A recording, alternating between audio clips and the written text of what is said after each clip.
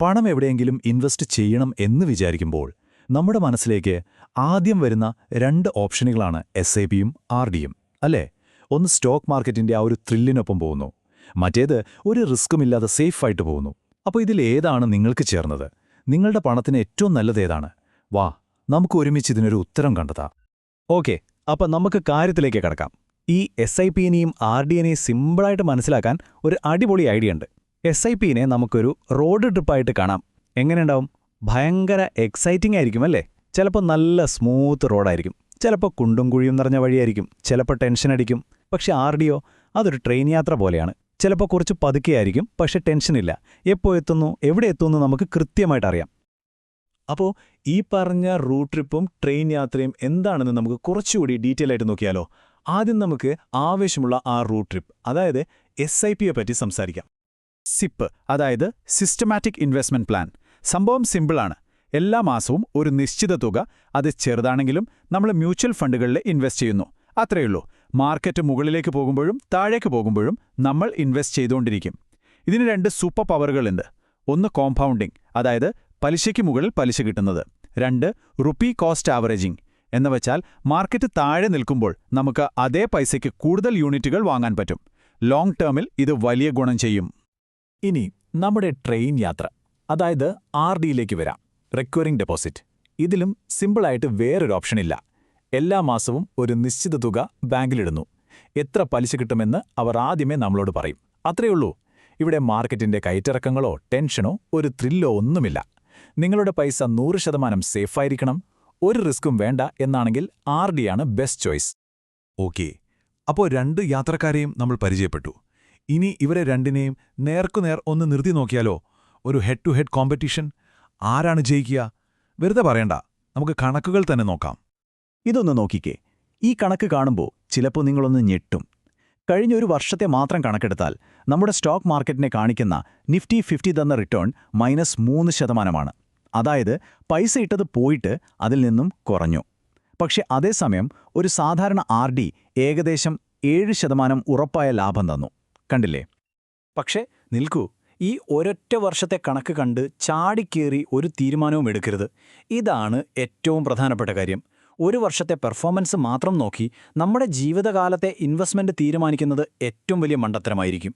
കാരണം SIPയുടെ യഥാർത്ഥ കളി നടക്കുന്നത് ഷോർട്ട് ടേമിലല്ല, ലോങ് ടേമിലാണ്. ഇവിടെയാണ് നമ്മൾ ആദ്യം പറഞ്ഞ ആ റോഡ് ട്രിപ്പ് ട്രെയിൻ യാത്രയുടെ ഐഡിയ കറക്റ്റായി വരുന്നത്.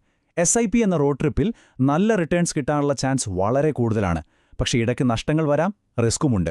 നേരെ മറിച്ച് RD എന്ന ട്രെയിൻ യാത്രയിൽ റിട്ടേൺസ് ഉറപ്പാണ്, ഒരു റിസ്ക്കുമില്ല, പക്ഷെ വലിയൊരു നേട്ടവും പ്രതീക്ഷിക്കേണ്ട. അതുകൊണ്ട് മനസ്സിലാക്കേണ്ട കാര്യം ഇതാണ്: രണ്ടിന്റെയും ഉദ്ദേശ്യം രണ്ട് തന്നെയാണ്. നിങ്ങളുടെ ലക്ഷ്യം ഒരു 8 വർഷമൊക്കെ കഴിഞ്ഞ് വലിയൊരു തുകയുണ്ടാക്കുക, പണപ്പെരുപ്പത്തെ ബീറ്റ് ചെയ്യുക എന്നൊക്കെയാണെങ്കിൽ നിങ്ങൾക്കുള്ള വഴി സിപ്പാണ്. പക്ഷേ 1-2 വർഷം കൊണ്ട് ഒരു പുതിയ ഫോൺ വാങ്ങണം, അല്ലെങ്കിൽ ഒരു വെക്കേഷന് പോകണം, അങ്ങനെയുള്ള ചെറിയ ഷോർട്ട് ടേം കാര്യങ്ങൾക്കാണെങ്കിൽ ഒരു സംശയവും വേണ്ട, RDയാണ് ഏറ്റവും ബെസ്റ്റ്. അപ്പോ ശരിക്കുമുള്ള ചോദ്യം ഇതാണ്: നിങ്ങൾ ഏത് തരം യാത്രക്കാരനാണ്? ഒരു അഡ്വഞ്ചറസ് റോഡ് ട്രിപ്പ് ഇഷ്ടപ്പെടുന്ന ആളാണോ, അതോ സമാധാനപരമായ ഒരു ട്രെയിൻ യാത്ര മതിയോ? നമുക്ക് നോക്കാം നിങ്ങളുടെ സ്വഭാവത്തിനും ആവശ്യത്തിനും ഏതാണ് കറക്റ്റായി മാച്ച് ആവുന്നതെന്ന്. നിങ്ങളൊരു സ്റ്റുഡൻ്റാണോ? അല്ലെങ്കിൽ ജോലി കിട്ടിയിട്ട് അധികകാലമായില്ലേ?